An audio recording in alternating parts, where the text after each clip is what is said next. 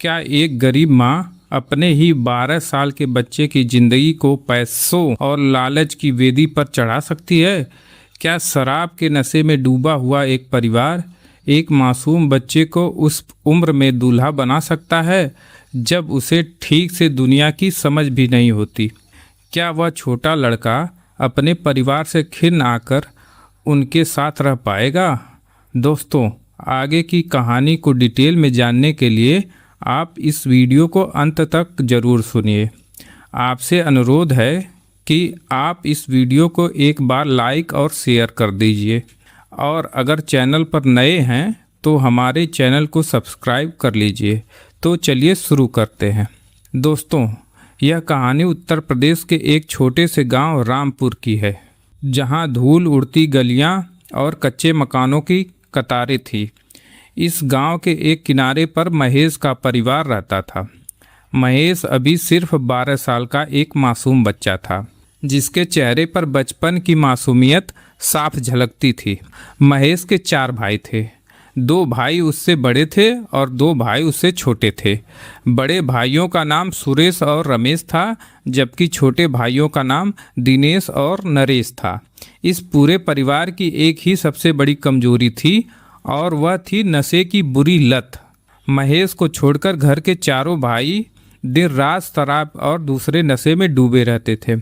उनके लिए सुबह की शुरुआत ही शराब की बोतल से होती थी और रात भी उसी गंदे नशे के साथ खत्म होती थी। नशे की इस भयानक आदत के कारण घर में हर दिन भयंकर लड़ाई झगड़ा होता रहता था। बर्तन टूटते थे, गलियां गूंजती थी और पड़ोस के लोग तमाशा देखने के लिए इकट्ठा हो जाते थे। महेश के पिता भी इस नशे की आदत के शिकार थे। वह दिन भर मजदूरी करते और जो पैसा मिलता उसकी शराब पी जाते। एक दिन अत्यधिक शराब पीने के कारण उनके लीवर ने काम करना बंद कर दिया और उनकी तड़प तड़प के मौत हो गई। पिता की मौत के बाद भी भाइयों ने कोई सबक नहीं सीखा। उनकी नशे की लत कम होने की बजाय और ज़्यादा बढ़ गई। उसके सभी भाई कहते थे कि वह बहुत गम में हैं, इसलिए वह मदिरा पीते हैं। घर की पूरी जिम्मेदारी अब महेश की माँ राजेश्वरी के कंधों पर आ गई थी। राजेश्वरी स्वभाव से बेहद लालची और चालाक महिला थी। उसे अपने बच्चों के भविष्य की कोई चिंता नहीं थी, बल्कि उसे सिर्फ पैसों से मतलब था। वह हमेशा इसी ताक में रहती थी कि कहीं से भी उसके हाथ में मोटा पैसा आ जाए। महेश इस सब माहौल में बहुत घुटता था। वह पढ़ना चाहता था, स्कूल जाना चाहता था और एक अच्छा इंसान बनना चाहता था, लेकिन उसके घर का माहौल उसके सपनों का दम घोंट रहा था। वह अक्सर घर के एक कोने में बैठकर रोता रहता था और भगवान से यही प्रार्थना करता था कि उसका जीवन शायद कभी बदल जाए। समय बीतता गया और महेश के सबसे बड़े भाई सुरेश की शादी तय हो गई। पास के ही एक गांव से सुरेश के लिए रिश्ता आया था। लड़की का नाम राधा था। राधा एक बहुत ही सीधे और भले परिवार की लड़की थी। राजेश्वरी ने इस शादी के लिए इसलिए हाँ की थी क्योंकि लड़की वाले अपनी हैसियत से ज़्यादा दहेज देने के लिए तैयार थे। राजेश्वरी के मन में लालच की आग सुलग रही थी। उसे अब शांत होने का रास्ता मिल गया था। वह दिन रात सिर्फ उसी मोटे दहेज के बारे में सोचती रहती थी जो शादी में मिलने वाला था। आखिरकार शादी का वह दिन भी आ गया। पूरे घर में मेहमानों की भीड़ इकट्ठा हो गई थी। चारों तरफ ढोल नगाड़े बज रहे थे, लेकिन इस खुशी के माहौल में महेश के भाई अपनी आदत से बाज नहीं आए। सुरेश ने अपनी शादी के ही दिन इतनी ज़्यादा शराब पी ली कि वह अपने पैरों पर खड़ा भी नहीं हो पा रहा था। जब बारात निकलने का समय आया तो सुरेश बिल्कुल बेहोश होकर ज़मीन पर गिर पड़ा। उसके मुंह से झाग निकल रहा था और वह पूरी तरह से नशे में धुत था। उसे होश में लाने के लिए चेहरे पर पानी डाला गया। उसे उठाने की कोशिश की गई, लेकिन सब बेकार रहा। वह हिलने डुलने की स्थिति में बिल्कुल नहीं था। यह देखकर घर में हड़कंप मच गया। राजेश्वरी को डर सताने लगा कि अगर लड़की वालों को पता चल गया कि दूल्हा शराब के नशे में बेहोश है तो शादी टूट जाएगी। अगर शादी टूट गई तो मोटा दहेज मिलने वाला था वह भी हाथ से निकल जाएगा। राजेश्वरी का लालची दिमाग तेजी से दौड़ने लगा कि वह अब क्या करे। उसकी नज़र घर के कोने में खड़े 12 साल के महेश पर पड़ी। महेश ने इस समय एक साफ कुर्ता पहना हुआ था। राजेश्वरी ने एक बहुत ही खौफनाक और अजीब फैसला किया। उसने आव देखा न ताव तुरंत महेश को पकड़ा और उसे खींचकर कमरे में ले गई। उसने महेश को डांटते हुए कहा कि चुपचाप दूल्हे के कपड़े पहन लो। महेश यह सुनकर बुरी तरह डर गया। उसने रोते हुए अपनी माँ से कहा कि मैं तो अभी बहुत छोटा हूँ, मेरी उम्र तो पढ़ने की है, मैं शादी कैसे कर सकता हूँ। लेकिन राजेश्वरी के सिर पर तो पैसे का भूत सवार था। उसने महेश को एक जोरदार थप्पड़ मारा और धमकी दी कि अगर उसने चुपचाप सेहरा नहीं बांधा तो वह उसकी जान ले लेगी। महेश के बाकी भाई भी नशे में थे, इसलिए उन्होंने भी अपनी मां की इस घिनौनी चाल का समर्थन किया। रोते बिलखते 12 साल के महेश को जबरन दूल्हे की पोशाक पहना दी गई। उसके चेहरे पर बड़ा सा सेहरा बांध दिया गया ताकि कोई उसका छोटा चेहरा न देख सके। बारात रवाना हुई और महेश को दूल्हा बनाकर स्टेज पर बैठा दिया गया। शादी के मंडप में चारों तरफ मंत्र पढ़े जा रहे थे। महेश का दिल जोर जोर से धड़क रहा था। उसकी आंखों में लगातार आंसू बह रहे थे, लेकिन उसके चेहरे के पीछे उन आंसुओं को कोई देखने वाला नहीं था। राधा को भी इस बात का जरा सा भी अंदाजा नहीं था कि जिस लड़के के साथ उसके फेरे हो रहे हैं वह कोई वयस्क पुरुष नहीं बल्कि एक 12 साल का छोटा बच्चा है। घूंघट के कारण और सेहरे की ओट की वजह से यह भयानक सच सबके सामने आने से बच गया था। शादी की सारी रस्में पूरी हो गई। राजेश्वरी को उसका मनपसंद मोटा दहेज मिल गया। वह पैसों और गहनों को देखकर फूली नहीं समा रही थी। अगले दिन राधा विदा होकर महेश के घर आ गई। जब घर में शादी के बाद की रस्में शुरू हुईं और महेश का सेहरा हटाया गया तो राधा के पैरों तले जमीन खिसक गई। वह यह देखकर सन्न रह गई कि उसका पति तो एक छोटा सा बच्चा है। उसने जोर जोर से रोना और चिल्लाना शुरू कर दिया। उसने राजेश्वरी से कहा कि आपने मेरे साथ इतना बड़ा धोखा क्यों किया, एक बच्चे से मेरी शादी क्यों करा दी। इस पर राजेश्वरी ने अपनी असली औकात दिखाते हुए राधा को चुप रहने के लिए कहा। उसने राधा को धमकी दी कि अब तुम्हारी शादी हो चुकी है, अगर समाज में अपना मुंह खोलोगी तो तुम्हारी ही बदनामी होगी। राधा एक सीधे परिवार की लड़की थी। वह इस सदमे को बर्दाश्त नहीं कर पा रही थी। वह कुछ दिन तो उस नर्क जैसे घर में रही। उसने देखा कि वहाँ हर दिन शराब पीकर दंगा होता है। महेश खुद डरा सहमा रहता है। वह राधा के सामने आंखें भी नहीं उठा पाता था क्योंकि वह खुद इस पूरी परिस्थिति से अनजान और लाचार था। कुछ ही दिनों के भीतर राधा के पिता को जब इस धोखे की भनक लगी तो वह तुरंत अपनी बेटी के ससुराल पहुँचे। वह अपनी बेटी की यह हालत देखकर बहुत दुखी हुए। उन्होंने राजेश्वरी को बहुत खरी खोटी सुनाई और राधा को अपने साथ वापस अपने मायके ले गए। राधा के जाने के बाद घर में फिर से वही पुराना माहौल हो गया। राजेश्वरी और उसके बेटों ने सारा दहेज का पैसा शराब और जुए में उड़ाना शुरू कर दिया। अब इस पूरे धोखे का गुस्सा महेश पर निकलने लगा। राजेश्वरी और उसके चारों बेटे महेश को ताने मारते थे कि तेरी वजह से बहू घर छोड़कर भाग गई। वह महेश को दिन भर मारते पीटते थे और उससे घर का सारा कठिन काम करवाते थे। महेश का जीना पूरी तरह से दूभर हो चुका था। वह रात को भूखा सोता था और दिन भर गालियां सुनता था। उसके मन में जीने की इच्छा ही खत्म होती जा रही थी। एक रात घर में बहुत बड़ी लड़ाई हुई। बड़े भाइयों ने शराब के नशे में महेश को बुरी तरह पीट दिया। उसकी पीठ पर नीले निशान पड़ गए। माँ राजेश्वरी ने भी महेश का पक्ष लेने के बजाय उसे ही कोसा कि तुम क्यों बोलते हो। उस काली रात को महेश ने एक बड़ा फैसला किया। उसने सोच लिया कि अब वह इस नरक में नहीं रहेगा।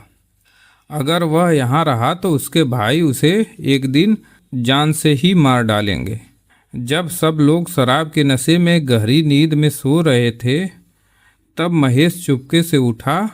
उसने अपने पास रखे कुछ फटे पुराने कपड़े एक छोटी सी पोटली में बांधे और बिना कोई आवाज़ किए घर से बाहर निकल गया। उस समय रात के करीब 2 बज रहे थे। चारों तरफ सन्नाटा था। 12 साल का वह बच्चा अकेले ही अंधेरी सड़क पर दौड़ने लगा। उसके पैर कांप रहे थे, लेकिन पीछे छूट जाने का डर उसे आगे बढ़ने की ताकत दे रहा था। दौड़ते दौड़ते वह सुबह के समय पास के एक बड़े रेलवे स्टेशन पर पहुंचा। स्टेशन पर बहुत भीड़ थी। लोग इधर उधर भाग रहे थे। महेश को समझ नहीं आ रहा था कि वह क्या करे। तभी उसने देखा कि एक ट्रेन खड़ी थी जिस पर मुंबई लिखा था। उसने कई बार लोगों के मुंह से सुना था कि मुंबई सपनों का शहर है और वहाँ कोई भूखा नहीं मरता। बिना टिकट के डरा हुआ महेश उस ट्रेन के एक कोने में जाकर बैठ गया। ट्रेन चल पड़ी। सफ़र बहुत लंबा और कष्टदायक था। महेश के पास न तो खाने के लिए कुछ था और न ही पीने के लिए पानी। वह ट्रेन की सीट के नीचे छिपकर बैठ गया ताकि कोई टीटीई उसे देख न ले। 2 दिनों के सफ़र के बाद आखिरकार ट्रेन मुंबई के एक बहुत बड़े और व्यस्त स्टेशन छत्रपति शिवाजी टर्मिनस पर आकर रुकी। जब महेश ट्रेन से उतरा तो वह मुंबई की विशालता को देखकर दंग रह गया। ऊंचे ऊंचे भवन, लोगों की भारी भीड़ और तेज रफ्तार में चलती गाड़ियां देखकर वह बुरी तरह घबरा गया। वह स्टेशन के एक सुनसान कोने में जाकर बैठ गया। उसकी भूख के मारे आंतें कुलकुला रही थी। उसका गला सूख चुका था और शरीर में बिल्कुल भी ताकत नहीं बची थी। उसे अपनी माँ की याद आ रही थी, अपने घर की याद आ रही थी। भले ही वह घर नर्क था, लेकिन वह उसकी जानी पहचानी जगह थी। अब इस अजनबी शहर में उसका कौन ही था। यह सोचकर महेश अपने घुटनों में सिर छुपाकर फूट फूट कर रोने लगा। उसकी हिचकियाँ बढ़ गई और उसके आंसू फर्श पर गिरने लगे। महेश उसी कोने में बैठा कई घंटों से रो रहा था। आने जाने वाले लोग उसे देख रहे थे, लेकिन मुंबई में किसी के पास इतना समय नहीं था कि वह रुककर उस बच्चे से बात कर सके। मुंबई अपनी ही धुन में भाग रही थी, लेकिन कहते हैं कि जब इंसान के सारे रास्ते बंद हो जाते हैं तो भगवान किसी न किसी को जरिया बनाकर जरूर भेजता है।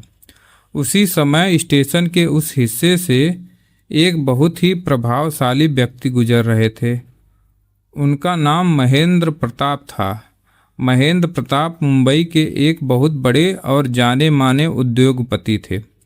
वह स्वभाव से अत्यंत दयालु, गंभीर और परोपकारी व्यक्ति थे। उनके पास धन दौलत की कोई कमी नहीं थी। ट्रेन से उतरकर वह अपनी महंगी कार की तरफ बढ़ रहे थे कि अचानक उनकी नज़र कोने में बैठे उस रोते हुए बच्चे पर पड़ी। महेंद्र प्रताप के कदम वहीं रुक गए। उन्होंने देखा कि लड़का भले ही फटे पुराने कपड़े में है, लेकिन उसके चेहरे पर अजीब सी मासूमियत और तेज है। उसकी हालत देखकर साफ लग रहा था कि वह किसी बड़ी मुसीबत में है। महेंद्र प्रताप ने अपने बॉडीगार्ड को रुकने का इशारा किया और वह खुद चलकर उस बच्चे के पास गए। उन्होंने बहुत ही प्यार से महेश के कंधे पर हाथ रखा। एक अनजान स्पर्श पाकर महेश चौंक गया और वह अपना सिर ऊपर उठाया। उसने देखा कि उसके सामने एक ही बहुत अच्छे और अमीर दिखने वाले अंकल खड़े हैं। महेंद्र प्रताप ने अपनी जेब से एक साफ रुमाल निकाला और महेश के आंसू पोंछते हुए बहुत ही मधुर आवाज़ में पूछा कि बेटा, तुम्हारा नाम क्या है? तुम यहाँ अकेले बैठकर क्यों रो रहे हो? तुम्हारे माता पिता कहाँ हैं? एक अपनेपन की आवाज़ सुनते ही महेश के सब्र के बांध जैसे टूट गए। उसने रोते रोते महेंद्र प्रताप को सब कुछ बता दिया। उसने बताया कि कैसे उसका परिवार नशे में डूबा रहता है, कैसे उसकी माँ ने लालच में आकर उसकी 12 साल की उम्र में जबरन शादी करा दी और कैसे उसके भाई उसे मारते पीटते थे, जिसके कारण वह घर छोड़कर भाग आया है। महेश की यह दर्द भरी दास्तान सुनकर महेंद्र प्रताप का दिल पसीज गया। उनकी आंखों में भी आंसू आ गए। महेंद्र प्रताप और उनकी पत्नी गीता देवी की कोई संतान नहीं थी। वह दोनों हमेशा एक बच्चे की कमी महसूस करते थे। महेश की बातें सुनकर महेंद्र प्रताप के मन में एक विचार आया। उन्होंने महेश से कहा कि क्या तुम मेरे साथ मेरे घर चलोगे? मैं तुम्हें कोई दुख नहीं दूंगा। महेश ने महेंद्र प्रताप की आंखों में देखा कि सिर्फ सच्चा प्यार और हमदर्दी थी। महेश ने तुरंत हाँ में सिर हिला दिया। महेंद्र प्रताप उसे अपनी शानदार बड़ी गाड़ी में बैठाकर अपने आलीशान बंगले पर ले आए। जब महेश महेंद्र प्रताप के बंगले पर पहुंचा तो उसकी आंखें फटी की फटी रह गई। उसने कभी सपने में भी इतना बड़ा और खूबसूरत घर नहीं देखा था। चारों तरफ हरे भरे बगीचे, संगमरमर का फर्श और बड़े बड़े झूमर लटके थे। जैसे ही वह घर के भीतर पहुंचे, महेंद्र प्रताप की पत्नी गीता देवी वहां आईं। जब उन्होंने एक छोटे से गंदे और रोते हुए बच्चे को देखा तो वह हैरान रह गई। महेंद्र प्रताप ने गीता देवी को एकांत में ले जाकर महेश की पूरी कहानी सुनाई। महेश की आप बीती सुनकर गीता देवी का मातृत्व जाग उठा। उन्होंने तुरंत महेश को गले से लगा लिया और रोने लगी। उन्होंने कहा कि आज से यह बच्चा हमारा बेटा है। भगवान ने हमारी सुन ली और हमें यह संतान दी है। उसी दिन से महेश की जिंदगी पूरी तरह से बदल गई। उसे रहने के लिए एक बहुत ही सुंदर और बड़ा कमरा दिया गया। उसे अच्छे अच्छे कपड़े पहनने के लिए मिले और स्वादिष्ट भोजन खाने को मिला। लेकिन महेंद्र प्रताप सिर्फ उसे ऐशो आराम की जिंदगी नहीं देना चाहते थे। वह जानते थे कि शिक्षा ही इंसान का असली गहना होता है। उन्होंने महेश का दाखिला मुंबई के सबसे बेहतरीन और महंगे स्कूल में करा दिया। शुरुआत में महेश को अंग्रेजी और बड़े स्कूल के माहौल में थोड़ी परेशानी हुई, क्योंकि वह गांव के एक सरकारी स्कूल में पढ़ता था। लेकिन उसके भीतर कुछ कर दिखाने का जज्बा था। वह दिन रात पढ़ाई करने लगा। महेंद्र प्रताप खुद रोज शाम को महेश की पढ़ाई का जायजा लेते थे और उसे समझाते थे। महेश भी अपने नए माता पिता को कभी निराश नहीं करना चाहता था। वह स्कूल में हमेशा प्रथम आने लगा। उसकी बुद्धिमत्ता देखकर शिक्षक भी हैरान थे। समय का पहिया तेजी से घूमता रहा। साल दर साल बीतते गए और महेश 12 साल के बच्चे से एक होनहार युवक बन गया। महेश ने 12वीं की परीक्षा बहुत ही अच्छे अंकों से पास की। उसका सपना था कि वह एक डॉक्टर बने, ताकि वह बीमार और गरीब लोगों की सेवा कर सके और किसी को भी इलाज के अभाव में मरने न दे, जैसे उसके पिता की मृत्यु हुई थी। महेंद्र प्रताप ने उसके इस सपने को पूरा करने के लिए पूरा सहयोग दिया। महेश ने नीट परीक्षा की तैयारी की, जिसके द्वारा मेडिकल कॉलेज में दाखिला मिलता है। उसने कड़ी मेहनत करके नीट परीक्षा में अच्छी रैंक हासिल की। महेंद्र प्रताप ने महेश का दाखिला देश के सबसे बड़े मेडिकल कॉलेज में करा दिया। मेडिकल कॉलेज में भी महेश ने अपनी कड़ी मेहनत जारी रखी। उसने दिन रात एक करके डॉक्टर की पढ़ाई पूरी की और अंततः वह एक बहुत बड़ा डॉक्टर बन गया। वह मुंबई के एक प्रतिष्ठित अस्पताल में मुख्य सर्जन के पद पर नियुक्त हुआ। अब उसका नाम डॉक्टर महेश हो चुका था। उसकी ख्याति दूर दूर तक फैलने लगी थी। वह जितना अच्छा डॉक्टर था, उतना ही विनम्र और दयालु इंसान भी था। वह गरीबों का मुफ्त में इलाज करता था। महेंद्र प्रताप और गीता देवी की खुशी का कोई ठिकाना नहीं था। उनके लिए महेश उनका सगा बेटा बन चुका था। वह समाज में बड़े गर्व से कहते थे कि यह हमारा बेटा है। अब महेश की उम्र शादी के लायक हो चुकी थी। महेंद्र प्रताप चाहते थे कि महेश का घर बस जाए। उन्होंने महेश के लिए एक बहुत ही संभ्रांत और अमीर उद्योगपति परिवार की लड़की का हाथ मांगा। लड़की का नाम वंशिका राठौर था। वंशिका भी उच्च शिक्षित और बहुत ही अच्छे विचारों वाली लड़की थी। जब वंशिका के परिवार को महेश के अतीत के बारे में पता चला कि वह महेंद्र प्रताप का गोद लिया हुआ बेटा है, तो उन्होंने महेश के चरित्र और उसकी सफलता को देखकर तुरंत शादी के लिए हाँ कर दी। एक बहुत ही भव्य समारोह में महेश और वंशिका की शादी संपन्न हुई। इस शादी में मुंबई के बड़े बड़े नेता, अभिनेता और उद्योगपति शामिल हुए। महेश अपनी ज़िंदगी में बेहद खुश था। उसके पास सब कुछ था, एक नाम, शोहरत, दौलत, प्यार करने वाले माता पिता और एक समझदार पत्नी। लेकिन वह अपने अतीत को कभी नहीं भूल पाया था। वह हमेशा भगवान का शुक्रिया अदा करता था कि उन्होंने उसे महेंद्र प्रताप जैसा पिता दिया। लेकिन ज़िंदगी हमेशा एक जैसी नहीं रहती। जब सब कुछ बहुत अच्छा चल रहा होता है, तभी किस्मत कोई न कोई ऐसा पत्ता फेंकती है जो सब कुछ हिलाकर रख देता है। महेश की ज़िंदगी में भी एक ऐसा ही तूफान आने वाला था जिसकी उसने कभी कल्पना भी नहीं की थी। इधर मुंबई में महेश सफलता की ऊंचाइयों को छू रहा था, वहीं दूसरी तरफ उसके पैतृक गांव में उसके सगे परिवार की हालत बद से बदतर हो चुकी थी। महेश की मां राजेश्वरी और उसके चारों भाइयों ने दहेज का सारा पैसा बहुत पहले ही बर्बाद कर दिया था।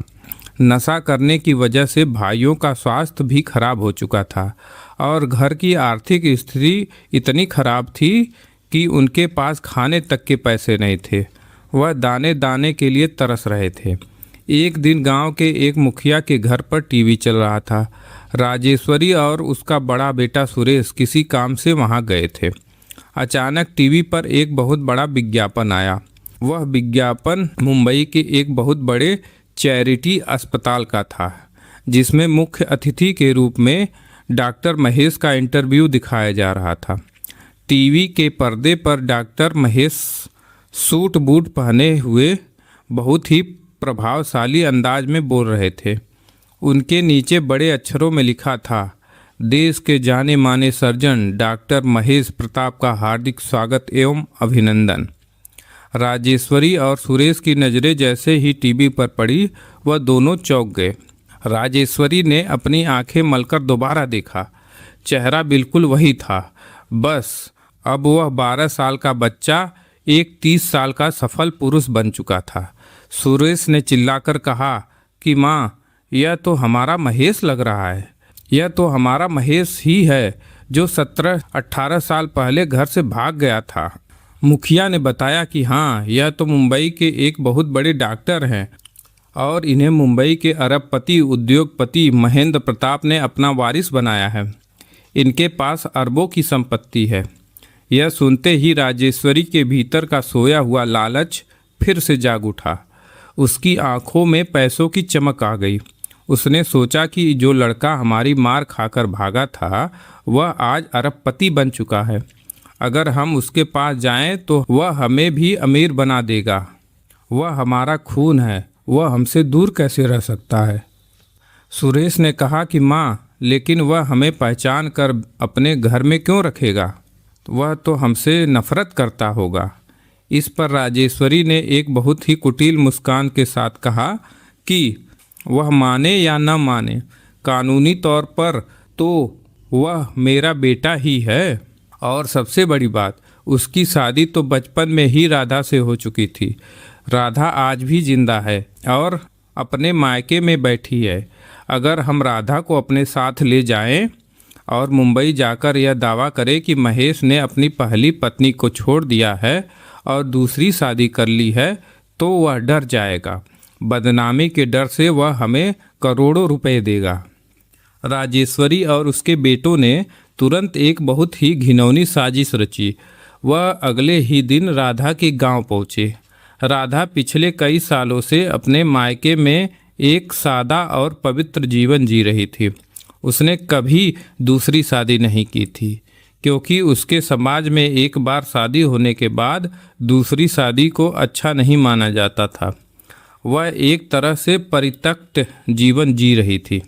राजेश्वरी ने राधा के पिता के सामने जाकर हाथ जोड़ लिए और झूठे आंसू बहाते हुए कहा कि समधी जी, हमसे बहुत बड़ी भूल हुई थी, लेकिन आज हमारा बेटा महेश बहुत बड़ा आदमी बन गया है।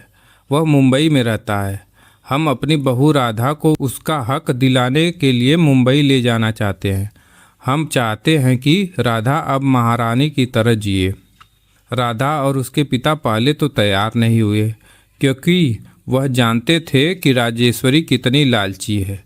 लेकिन जब राजेश्वरी ने टीवी वाली बात बताई और कहा कि राधा का महेश ही असली पति है और उसे अपनी पत्नी को रखना ही होगा, तो राधा के मन में भी एक उम्मीद जाग गई। उसे लगा कि शायद उसकी बिखरी हुई जिंदगी अब संवर जाएगी। वह इस बात से बिल्कुल अनजान थी कि राजेश्वरी उसका इस्तेमाल केवल महेश से पैसे ऐंठने के लिए एक मोहरे के रूप में कर रही है। राधा को अपने साथ लेकर राजेश्वरी और उसके चारों भाई मुंबई की ट्रेन में बैठ गए। उनके दिमाग में सिर्फ और सिर्फ पैसा घूम रहा था। वह सोच रहे थे कि अब उनके गरीबी के दिन खत्म होने वाले हैं और वह महेश की दौलत पर ऐश करेंगे। 2 दिन बाद वह मुंबई पहुंचे। उन्होंने लोगों से पूछते पूछते और टीवी के विज्ञापन के सहारे महेंद्र प्रताप के उस आलीशान बंगले का पता निकाल लिया। जब वह बंगले के बाहर पहुंचे तो वहां के सुरक्षा और भव्यता को देखकर उनके मुंह खुले के खुले रह गए। महेश अपने माता पिता और पत्नी वंशिका के साथ सुबह की चाय पी रहा था। पूरा परिवार हंसी मजाक कर रहा था कि तभी अचानक बंगले के मुख्य गेट पर जोर जोर से चिल्लाने की आवाज़ें आने लगी। सुरक्षा कर्मियों ने किसी को अंदर आने से रोक रखा था और बाहर खड़ा कोई व्यक्ति सुरक्षा कर्मियों को गंदी गंदी गालियां दे रहा था। महेश और महेंद्र प्रताप यह सुनकर तुरंत बाहर आए। जैसे ही महेश बरामदे में पहुंचा, उसकी नज़र गेट पर खड़ी उस बूढ़ी औरत और 4 आदमियों पर पड़ी। हालांकि समय बहुत बीत चुका था, लेकिन महेश अपने उन अत्याचारी भाइयों और अपनी उस निर्दयी माँ का चेहरा कभी नहीं भूल सकता था। उन्हें देखते ही महेश के पैर जम गए। उसके अतीत का सारा खौफ, सारी मार और वह भयानक रात उसकी आंखों के सामने तैर गई। राजेश्वरी ने जैसे ही महेश को देखा, वह चिल्लाई कि अरे मेरा बेटा, मेरा प्यारा महेश, तू कहाँ छुपा था और अपनी बूढ़ी माँ को तू भूल ही गया था।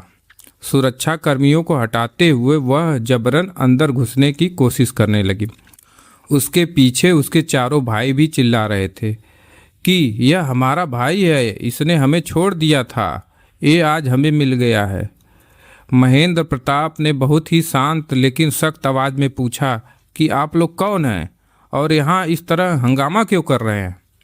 राजेश्वरी ने आगे बढ़कर कहा कि हम कौन हैं? मैं इस डॉक्टर महेश की सगी माँ हूँ और यह चारों उसके सगे भाई हैं। इसने हमसे नाता तोड़ लिया और यहाँ आकर बड़ा आदमी बन गया। और देखो, यह रही इसकी असली पत्नी राधा, जिससे इसने बचपन में शादी की थी। इसने कानून के खिलाफ जाकर यहाँ किसी दूसरी लड़की से शादी कर ली है। हम राधा को उसका हक दिलाने आए हैं। यह सुनकर वहाँ खड़ी वंशिका और गीता देवी के होश उड़ गए। वंशिका ने महेश की तरफ देखा। महेश की आंखों में डर और शर्म साफ दिख रहा था। महेंद्र प्रताप ने महेश के कंधे पर हाथ रखा और कहा कि महेश, क्या तुम इन्हें जानते हो? महेश ने कांपती हुई आवाज़ में कहा, हाँ पिताजी, यह वही लोग हैं जिन्होंने मेरा बचपन बर्बाद कर दिया था। यह मेरी वही माँ है जिसने मुझे 12 साल की उम्र में पैसों के लिए ही बेच दिया था। सुरेश ने चिल्लाकर कहा कि अब तू जो भी कहे, लेकिन तू हमारा ही खून है। या तो तू हमें इस बंगले में रहने की जगह दे, या तो हमें हर महीने लाखों रुपए दे, नहीं तो हम तेरी इज्जत मिट्टी में मिला देंगे। हम पूरी मुंबई में शोर मचा देंगे कि डॉक्टर महेश एक धोखेबाज आदमी है जिसने अपनी पहली पत्नी को छोड़ दिया है। महेंद्र प्रताप ने स्थिति की गंभीरता को भांप लिया। वह जानते थे कि यह लोग बेहद गिरे हुए और लालची हैं। उन्होंने सुरक्षा कर्मियों से कहा कि इन लोगों को अभी बंगले से बाहर निकालो। राजेश्वरी और उसके बेटों को धक्के मारकर गेट के बाहर निकाल दिया गया, लेकिन वह लोग इतनी आसानी से हार मानने वाले नहीं थे। राजेश्वरी ने गेट के बाहर ही खड़े होकर सड़क पर तमाशा करना शुरू कर दिया। वह ज़ोर ज़ोर से रोने लगी और आने जाने वाले लोगों को इकट्ठा करके कहने लगी कि देखो, इस अमीर डॉक्टर ने अपनी सगी माँ को घर से निकाल दिया। इसने अपनी पहली पत्नी को धोखा दिया है। जल्द ही यह बात मीडिया तक पहुंच गई। कुछ सनसनीखेज खबरें छापने वाले पत्रकारों ने इस खबर को लपक लिया। खबरों और टीवी चैनल पर यह खबर चलने लगी कि प्रसिद्ध सर्जन डॉक्टर महेश प्रताप का काला अतीत आया सामने। क्या डॉक्टर महेश ने दो शादियां की है? क्या महेश ने अपनी बूढ़ी माँ को घर से निकाल दिया है? इस खबर के कारण अस्पताल में और समाज में महेश की बदनामी होने लगी। तरह तरह के सवाल सब महेश से पूछने लगे। महेश बहुत मानसिक तनाव में आ गया। वह रोते हुए महेंद्र प्रताप के पास गया और कहा कि पिताजी, मेरी वजह से आपको और इस परिवार को बेहद बदनामी का सामना करना पड़ रहा है। मुझे मुंबई छोड़कर कहीं दूर चले जाने दीजिए। इस पर महेंद्र प्रताप ने महेश को गले से लगा लिया और कहा कि बेटा, तुम कहीं नहीं जाओगे। तुमने कोई गुनाह नहीं किया है। गुनाह उन लोगों ने किया था जिन्होंने एक बच्चे का बचपना ही छीन लिया था। अगर वह लोग कानून का सहारा लेकर हमें डराना चाहते हैं तो हम भी कानून के रास्ते से ही उन्हें जवाब देंगे। सच को परेशान किया जा सकता है, पराजित नहीं। राजेश्वरी ने एक वकील के जरिए कोर्ट में केस दर्ज कर दिया। क्योंकि राजेश्वरी के चलते मीडिया और वकीलों को मसाला मिल गया था, तो वह राजेश्वरी का मुकदमा तुरंत लड़ने के लिए तैयार हो गए थे। उसने मांग की कि महेश को अपनी पहली पत्नी राधा के साथ रहना होगा और उसे अपने सगे परिवार को भरण पोषण के लिए भारी रकम देनी होगी, क्योंकि वह उनका कानूनी वारिस है। उसने आरोप लगाया कि महेंद्र प्रताप ने महेश का अपहरण किया था और उसे बहला फुसलाकर अपने पास रख लिया था। मामला मुंबई की एक बड़ी अदालत में पहुंचा। इस केस को लेकर पूरे शहर में बहुत चर्चा थी। अदालत के कक्ष में भारी भीड़ जमा थी।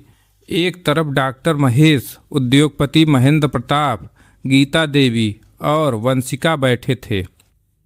दूसरी तरफ राजेश्वरी, उसके चारों शराबी बेटे और सहमी हुई राधा बैठी थी। न्यायाधीश महोदय अपनी कुर्सी पर आकर बैठे और कार्रवाई शुरू हुई। राजेश्वरी के वकील ने बहुत ही आक्रामक अंदाज में बहस शुरू की। उसने अदालत के सामने शादी की कुछ पुरानी तस्वीरें और गांव के कुछ गवाहों का बयान पेश किया। वकील ने कहा कि हुजूर, कानून बहुत स्पष्ट है। हिंदू विवाह अधिनियम के तहत पहली पत्नी के रहते हुए दूसरी शादी करना पूरी तरह से अवैध है। डॉक्टर महेश ने राधा से शादी की थी, जिसका सबूत हमारे पास है। इसके बाद वह मुंबई भाग आए और यहाँ आकर उन्होंने अपनी पहचान छिपाई। महेंद्र प्रताप ने इस लड़के की दौलत और प्रतिभा का इस्तेमाल करने के लिए इसे अपने पास रख लिया। आज इस बूढ़ी माँ के पास रहने को घर नहीं है और भाई भूखे मर रहे हैं। इसलिए हमारी मांग है कि डॉक्टर महेश को अपनी पहली पत्नी राधा को अपनाना होगा और अपने परिवार को संपत्ति का आधा हिस्सा देना होगा। यह सुनकर अदालत में फुसफुसाहट शुरू हो गई। लोग महेश को दोषी नज़रों से देखने लगे। महेश का सिर शर्म से झुक गया था।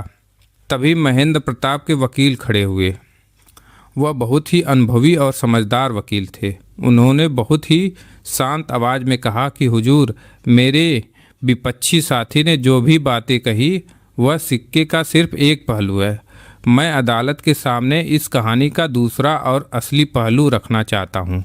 मैं खुद डॉक्टर महेश को गवाह के रूप में कटघरे में बुलाना चाहता हूँ, ताकि अदालत को पता चल सके कि असली पीड़ित कौन है।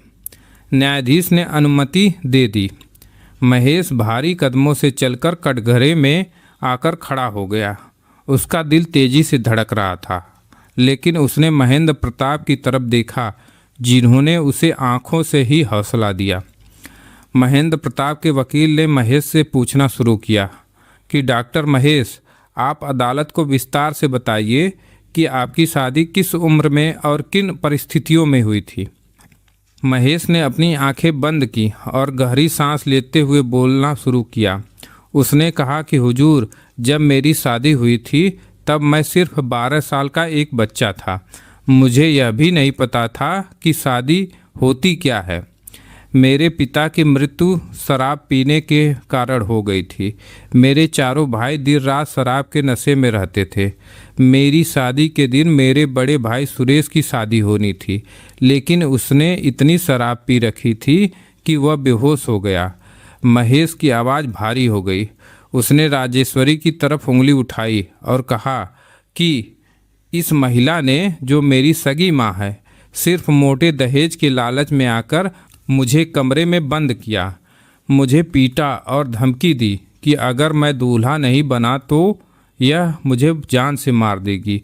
12 साल की उम्र में जब बच्चों के हाथों में खिलौने और किताबें होनी चाहिए थी, मेरे हाथों में जबरन शादी का सेहरा बांध दिया गया। हुजूर, क्या कानून एक 12 साल के बच्चे की जबरन कराई गई शादी को वैध मानता है? क्या यह बाल विवाह नहीं है? क्या यह एक बच्चे के अधिकार का हनन नहीं है? यह सुनते ही अदालत में सन्नाटा छा गया। न्यायाधीश महोदय ने भी अपनी ऐनक ठीक की और राजेश्वरी की तरफ गंभीर नज़रों से देखा। महेश ने आगे कहा कि शादी के बाद मेरी पत्नी राधा भी इस धोखे को बर्दाश्त नहीं कर पाई और वह अपने मायके चली गई। इसके बाद इस परिवार ने मुझ पर जो जुल्म ढाए वह मैं शब्दों में बयान नहीं कर सकता। मुझे जानवरों की तरह पीटा जाता था, भूखा रखा जाता था। तंग आकर मैं घर से भाग गया। मैं मुंबई स्टेशन पर अकेले बैठकर रो रहा था। तब मेरे इन आदरणीय पिता महेंद्र प्रताप जी ने मुझे सहारा दिया था। उन्होंने मुझे पाला, मुझे पढ़ाया, मुझे एक अच्छा इंसान बनाया। 17 सालों तक इस सगे परिवार को मेरी याद नहीं आई। इन्होंने कभी यह जानने की कोशिश नहीं की कि इनका छोटा भाई या बेटा जिंदा भी है या मर गया। आज जब इन्होंने मुझे टीवी पर देखा कि मैं एक सफल डॉक्टर बन गया हूँ और मेरे पास पैसा है, तो यह लोग केवल पैसे की लालच में यहाँ आ गए हैं। इन्हें मेरी पत्नी राधा से कोई हमदर्दी नहीं है, यह सिर्फ उसका इस्तेमाल कर रहे हैं। महेश के इस बयान ने पूरी अदालत का माहौल बदल दिया। लोगों की हमदर्दी अब महेश के साथ थी। राजेश्वरी और उसके बेटे कोर्ट में असहज होने लगे। उनके चेहरे का रंग उड़ चुका था। तभी महेंद्र प्रताप के वकील ने एक और बड़ा दांव खेला। उन्होंने कहा कि हुजूर, मैं इस केस की मुख्य कड़ी यानी महेश की पहली पत्नी राधा को कटघरे में बुलाना चाहता हूँ। मैं जानना चाहता हूँ कि राधा का इस पूरे मामले में क्या कहना है। राजेश्वरी ने धीरे से राधा का हाथ दबाया और फुसफुसाकर कहा कि याद रखना, वही बोलना जो मैंने सिखाया है, तभी हमें पैसा मिलेगा। राधा कांपती हुई कटघरे में आकर खड़ी हुई। न्यायाधीश ने उससे कहा कि बेटी, तुम बिना किसी डर के अपना बयान दो, यहाँ तुम्हें सच बोलना है। राधा ने कुछ देर मौन रहने के बाद महेश की तरफ देखा, जो सम्मान और दुख के साथ उसे देख रहा था। फिर उसने राजेश्वरी और उसके शराबी बेटों की तरफ देखा, जिनके चेहरों पर सिर्फ लालच और चालाकी थी। राधा ने एक गहरा निर्णय लिया। उसने रोते हुए कहा कि हुजूर, डॉक्टर महेश जो कह रहे हैं वह 100% सच है। जब मेरी शादी हुई थी तो मेरे साथ बहुत बड़ा धोखा हुआ था। मुझे एक बच्चे से ब्याह दिया गया था। महेश का इसमें कोई दोष नहीं, वह खुद एक पीड़ित लड़का था। असली दोषी यह माँ राजेश्वरी और उसके बेटे हैं। इन्होंने पैसे के लिए हम दोनों की ज़िंदगी बर्बाद कर दी। राधा ने आगे कहा कि हुजूर, 17 सालों तक इन्होंने मेरी कोई सुध नहीं ली। मैं अपने मायके में घुट घुट कर जी रही थी। कुछ दिन पहले यह लोग मेरे घर आए और मुझसे कहा कि चलो, महेश तुम्हें याद कर रहा है। लेकिन यहाँ आने के बाद मुझे समझ आया कि यह लोग महेश से केवल पैसे ऐंठना चाहते हैं। यह लोग मुझसे ज़बरदस्ती झूठ बुलवाना चाहते थे। मैं एक डॉक्टर की इज्जत मिट्टी में नहीं मिला सकती। महेश ने अपनी मेहनत से यह मुकाम हासिल किया है। उसने जो दूसरी शादी की है वह सही है, क्योंकि वह उसकी अपनी ज़िंदगी है।